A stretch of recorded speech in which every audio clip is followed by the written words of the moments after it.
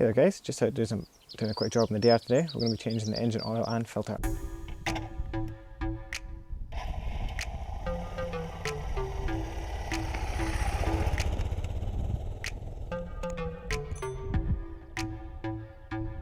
Now I always use a genuine oil filter. The Suzuki shop is literally 2 minutes down the road and they charge about 10 New Zealand dollars for that.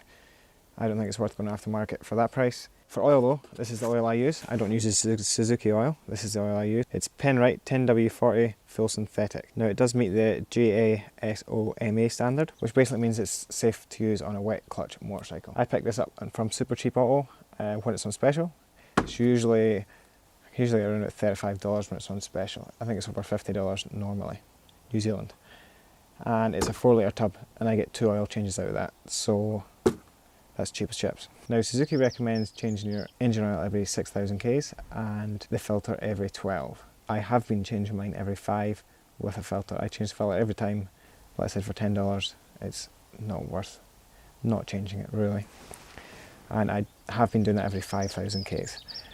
At the moment the bike's done 4,000 Ks, but I've just come back from a big ride, 4,000 Ks in North Island, 1,600, and I was, well, riding for 24 hours straight, pretty hard on the thing, so I'm going to change it a wee bit early. It really depends. Sometimes 5,000 is the max I'd go without changing oil. If I'm hard on it, I even changed it up to 3,000 miles before. It's totally up to you.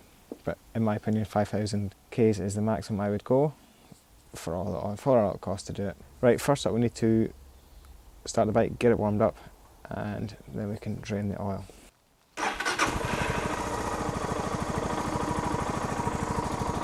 I've got the B&B off-road back plate. To remove that, it's 4 5mm Allen keys. You don't have to remove it. The oil filter is just here. However, it does just make it easier because I can put a tray right under it. It just saves making a wee mess. It's only 4 bolts. Why not?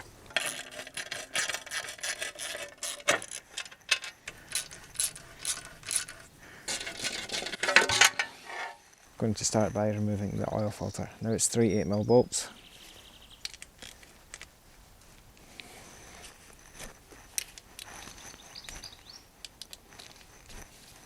And that's why I took my bash plate off.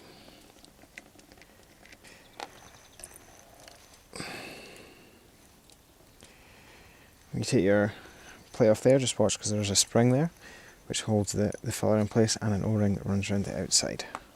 So just make sure you don't lose that, and the filter just pulls out.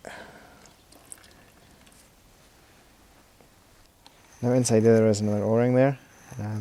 Make sure that's always in there. That seals the filter against the engine casing there. And those O-rings are pretty good, they are reusable. I've changed mine once now, and my bike's at 24,000 Ks. So maybe every 4 oil changes or so I'd recommend changing those seals. But obviously if you notice the outside one leaking beforehand, certainly replace it. Right now underneath, my one's a 14mm. I think the stock is 17. But I have the magnetic drain plug fitted, so it is a smaller size. When you're unscrewing this, just keep pressure upwards, and then, because now that's completely loose there, and then just let go and drop it. So while that's draining, just have a wee look at the magnetic plug there. No chunks of metal. There's a little fine build up there, but that is completely normal. No circlips, which is good. Now you don't have to get it all out, but as much as you can. I'll just hold it up straight here for a minute or so. And that there is pretty good. Now you want to change your crush washer every time, especially these.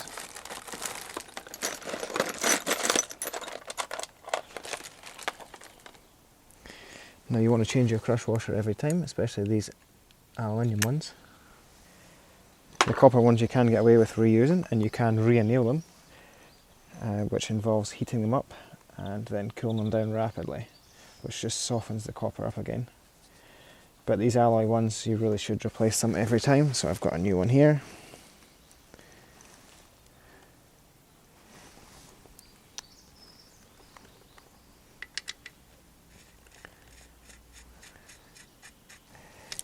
So like I said, don't overtime it, just a wee nip and she's good to go. I've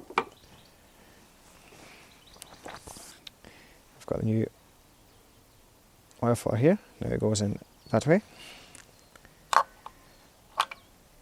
Push it over onto the O-ring and grab your wee plate. Make sure your spring and your O-ring is still seated correctly. And just hold that on there and get your 3 bolts in.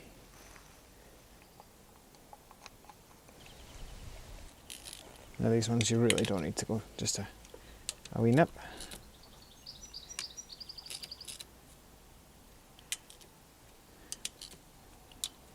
And she's done. Now it does say 2.3 litres in there, but generally I found 2 litres is always more than enough. Even I think when I rebuilt the engine it took about 2.3 litres, but that's obviously not your regular oil change.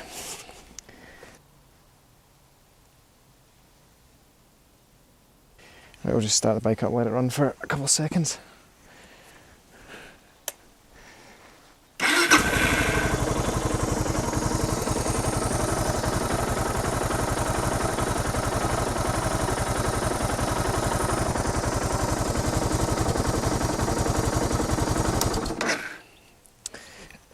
You just need to let it run for 5 seconds or so. Just let the oil circulate the whole engine. So I'm just below full there. As it cools down, it will fill up a bit more. So I'm pretty happy with it at that. So there you go folks, quick and simple oil change DR650. So anyway guys, hope you enjoyed this quick video, and if you did, mind subscribe to the channel. I've got heaps more maintenance videos on the DR, and I will catch you all in the next one guys. See you later. But I have the magnetic, oh dear.